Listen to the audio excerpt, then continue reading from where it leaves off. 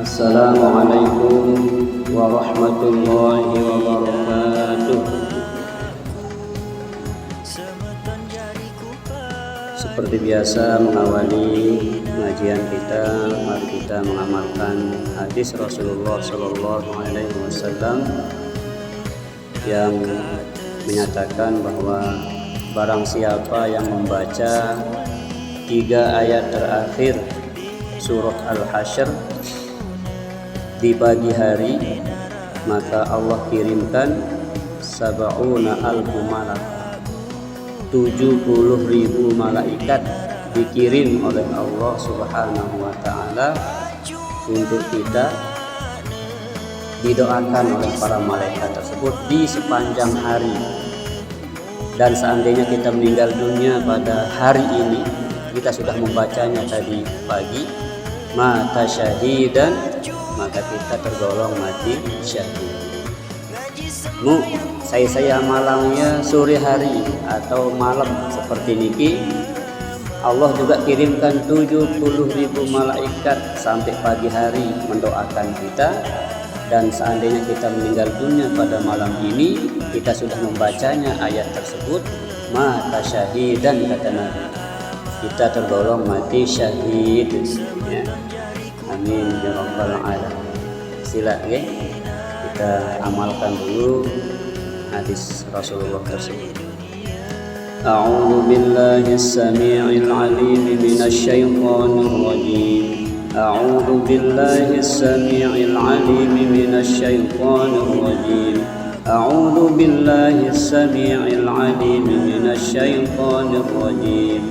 Huwallahu alladzi la ilaha illa huwa 'alimul ghaibi wasyahadah huwar rahmanur rahim. Huwallahu alladzi la ilaha illa huwal malikul quddusus salamul mu'minul muhaiminul azizul jabbarul mutakabbir. Subhanallahi amma yusyrikun. Huwallahul khaliqul bari'ul musawwiru lahul asma'ul husna. Yusabbihu lahu ma fis samawati wal ardi wa huwal azizul hakim. Alhamdulillah, kita sudah mengamalkan hadis Rasulullah tersebut. Mudah-mudahan fadilah yang dijanjikan Rasul mengamalkan ayat tersebut kita diberikan. Kemudian kita mengamalkan hadis Rasulullah dari Aisyah radhiyallahu anha yang mengatakan, tuba liman wajada fi sahifatihi istighfaran katsiran. Beruntung sekali orang-orang yang nanti pada hari kiamat dalam catatan amalnya dia melihat banyak sekali istighfarnya. Jadi besok orang itu akan bahagia, senang, senyum melihat buku catatan amalnya itu ketika dalam catatan amal itu banyak istighfar. Kata Aisyah radhiyallahu anha, hadis dari Aisyah ya, Rasulullah bersabda seperti ini. Ya, karena itu mari kita beristighfar ya. Istighfar Rasulullah doang Bapak Ibu nggih. Dek nuah kurang 70 kali. Bilang jelo niki istighfar, padahal Rasulullah niki wah terjamin tak hapus selaku dosa salah ndik narak salah Rasulullah niki. Lagu dek nuah lupa, dek nuah kurang 70 kali istighfar. Maka kita semestinya lebih banyak lagi, 30.000 sehari gitu ya, tidak perlu. Nah, mari kita ngamalkan hadis niki oke. Astaghfirullahaladzim, astaghfirullahaladzim, astaghfirullahaladzim, astaghfirullahaladzim, astaghfirullahaladzim, astaghfirullahaladzim, astaghfirullahaladzim, astaghfirullahaladzim, astaghfirullahaladzim, astaghfirullahaladzim, astaghfirullahaladzim, astaghfirullahaladzim,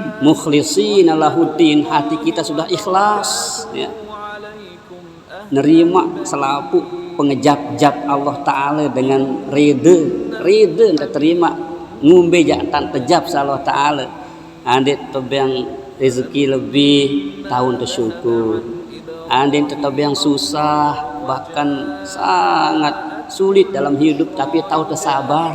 Nah itulah dia derajat kita di sisi Allah ya, karena senang sedek susah niki ya pada entan ujian aman Allah Ta'ala. Andit tebang rezeki luwe itu ujian, apakah kita bersyukur atau tidak.